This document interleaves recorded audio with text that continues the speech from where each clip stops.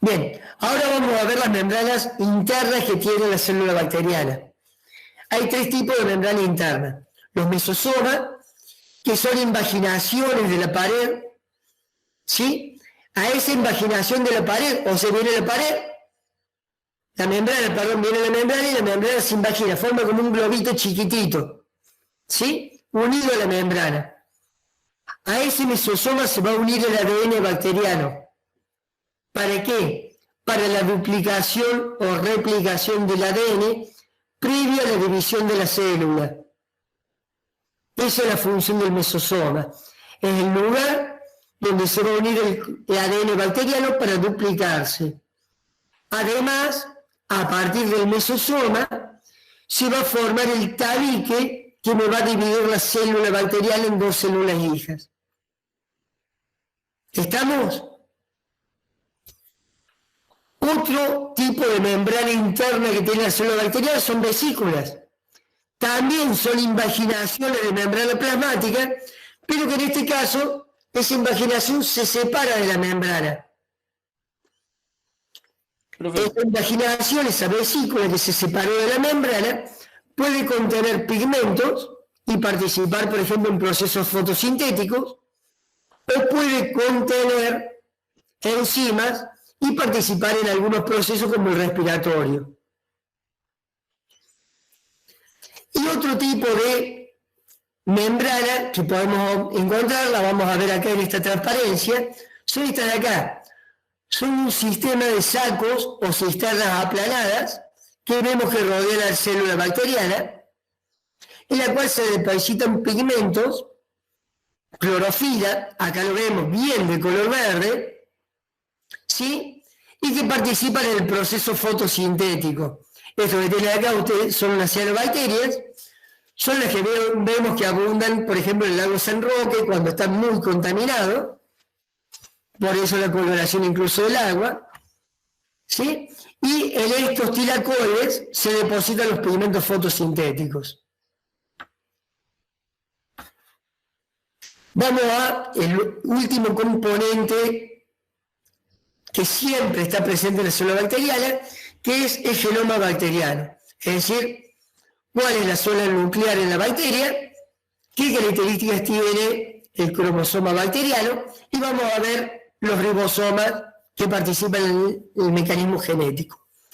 Bien, dijimos que al ser microorganismos procariotas no tienen membrana nuclear, que el cromosoma bacteriano es único, es cilíndrico y se encuentra directamente en el citoplasma de la célula. ¿Sí? La función de este cromosoma bacteriano, fundamentalmente la de cualquier cromosoma, contiene la información genética. A su vez, me va a generar de alguna manera información para la clasificación taxonómica. Ya lo van a ver en un teórico posterior con Carolina. ¿Sí? Este cromosoma bacteriano está formado como cualquier cromosoma por ADN. Las bases nitrogenadas que forman ese ADN son exactamente las mismas que del ADN eucariota. La única diferencia que hay que en el ADN eucariota las cargas negativas se estabilizan por medio de proteínas especiales llamadas histonas y que a su vez esas histonas son las que permiten el superenrollamiento. En el ADN procariota no tenemos histonas, pero sí tenemos cargas negativas. O sea que las debemos estabilizar de alguna manera para no desorganizar la molécula.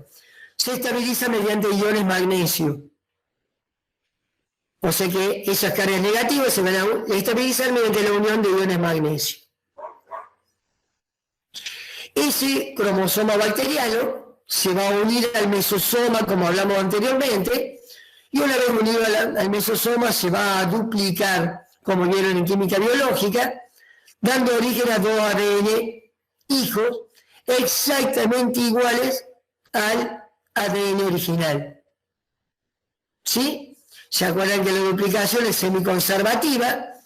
Cada cadena de ADN hijo conserva una cadena parental, que acá es la verde y acá es la clarita, y por complementaria de base sintetiza la cadena complementaria, De esa manera, estas dos cadenas son exactamente iguales. ¿Sí? Esta clarita es igual a esta clarita y esta verde es igual a esta verde. ¿Por qué es importante eso?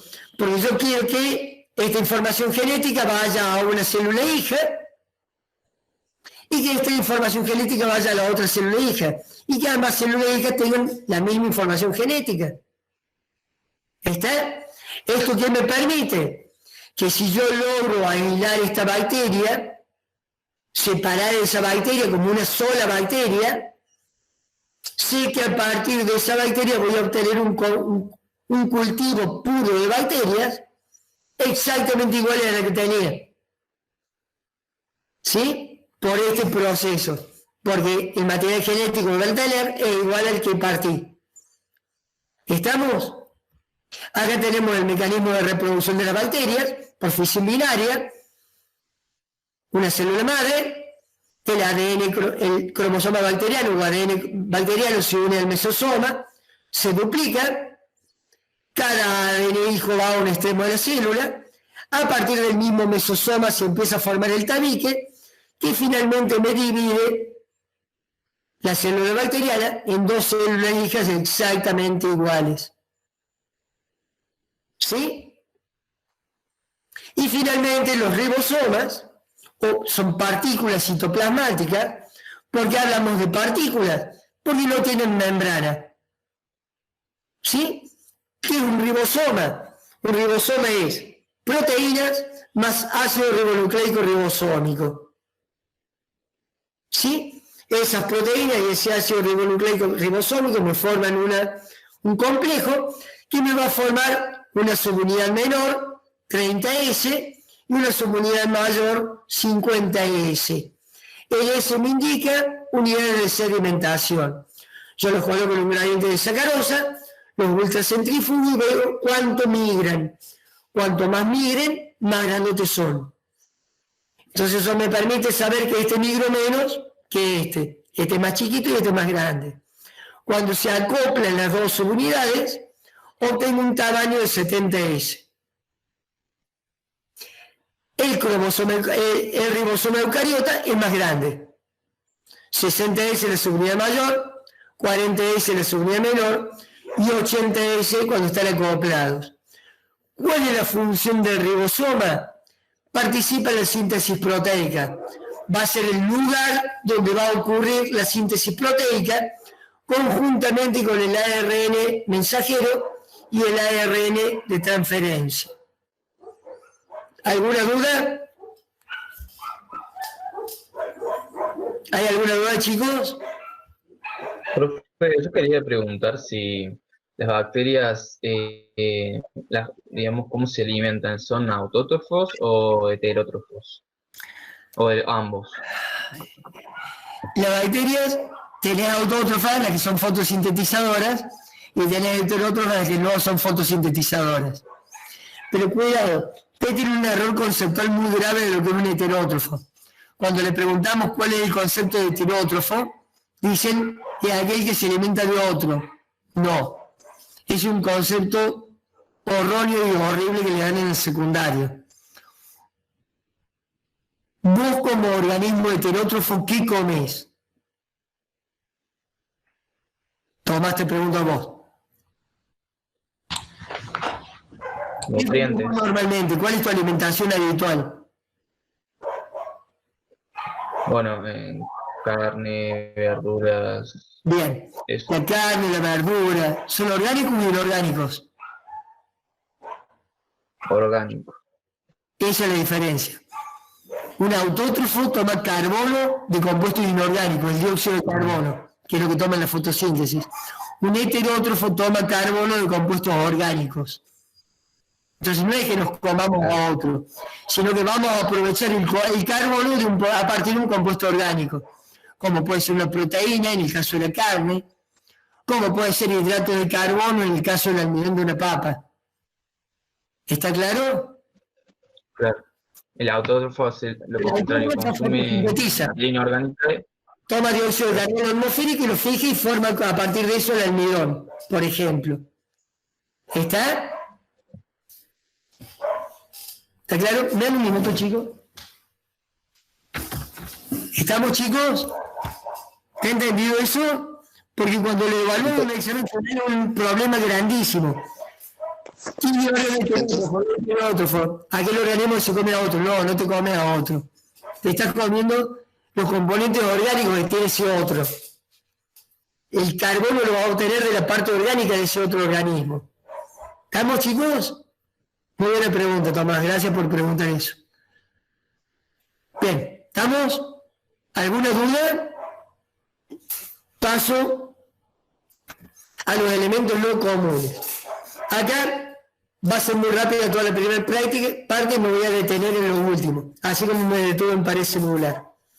Bueno, dijimos que elementos no comunes son aquellos que pueden o no estar presentes en la célula, ¿sí? Bacteriana. Un elemento no común son los plásmidos. ¿Qué es un plásmido? Plásmido es una pequeña porción de ADN no cromosómico.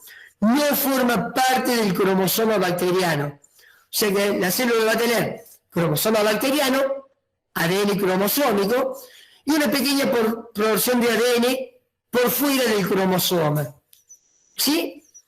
Formado exactamente igual que el otro. Como es ADN, va a estar formado por nucleótidos, y como es ADN, como un cromosoma, va a tener genes. O sea, va a tener porciones de moléculas que van a codificar una determinada información para una determinada proteína o alguna información necesaria para la célula. ¿Cuál es la diferencia? ¿Por qué tiene dos tipos de ADN diferentes?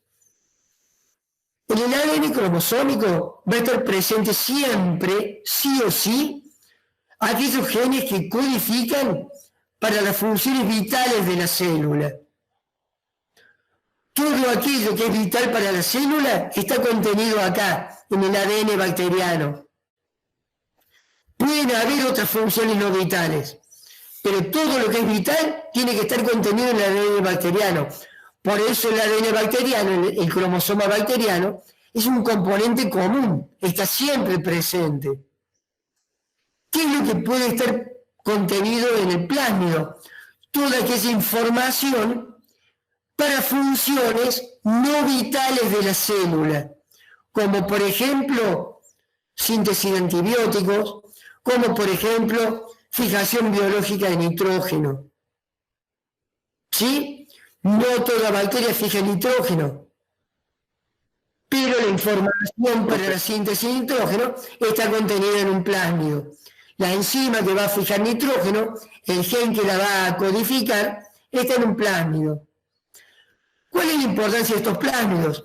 Ese plásmido yo lo puedo tomar de esta bacteria y llevar a través de una estructura que vamos a ver en un ratito a otra bacteria.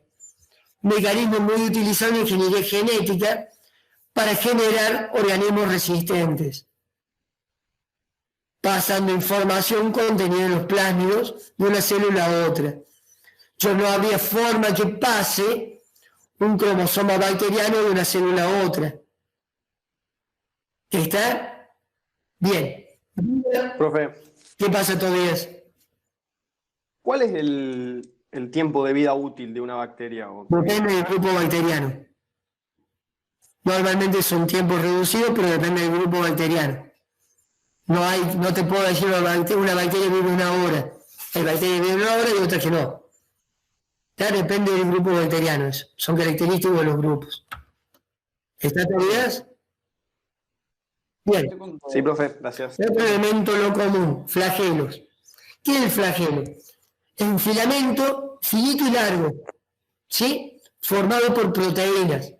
Esa proteína se denomina flagelina. Esa proteína, ese filamento, se va a unir por un extremo a la membrana plasmática y el otro extremo queda libre. Ese filamento va a tener un movimiento, si me miran a mí, hace esto. Al estar fijo en un extremo y el otro libre, tiene capacidad de rotar. ¿Sí? Flota sobre el extremo fijo. Ese movimiento rotacional que le permite desplazarse. La función del flagelo es eso, la movilidad. Es lo que le va a permitir a un microorganismo moverse, por ejemplo, en la solución de los poros de suelo.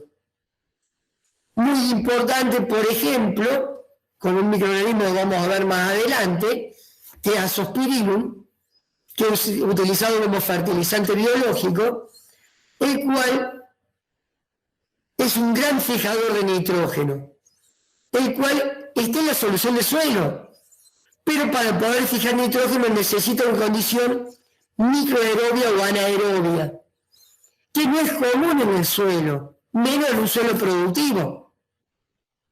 Entonces, ¿qué va a hacer ese microorganismo? Por medio del flagelo se va a mover por el agua que hay en los poros del suelo hasta cerca de la raíz.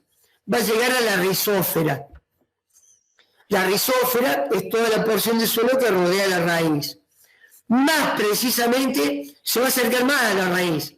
Se va a acercar hasta el rizoplano, que es la porción de suelo que está muy pegadito a la raíz, donde debido a que la raíz respira, al respirar consume oxígeno y le va a crear esa condición ideal para que esa bacteria pueda fijar nitrógeno. Todo ese desplazamiento a través de los poros del suelo lo hace gracias a la presencia de los flagelos. ¿Está claro? Otro filamento distinto, ahí tienen los flagelos, ¿sí? Otro filamento distinto es la fimbria. La fimbria también son filamentos delgados, de naturaleza proteica, pero son mucho más cortitos que un flagelo y más numerosos que un flagelo. Y en lugar de disponerse en forma terminal, acá vemos en forma terminal los flagelos, se disponen normalmente en la periferia de la célula. ¿Por qué? Porque no van a participar en lo que es la movilidad celular, sino que van a participar en lo que es la sujeción de la célula, la fijación de la célula. La célula por medio de la fimbria se va a fijar a la superficie del suelo, la célula por medio de la fimbria se va a fijar a la pared ruminal de la vaca, que le va a permitir eso, le permite unirse a una superficie.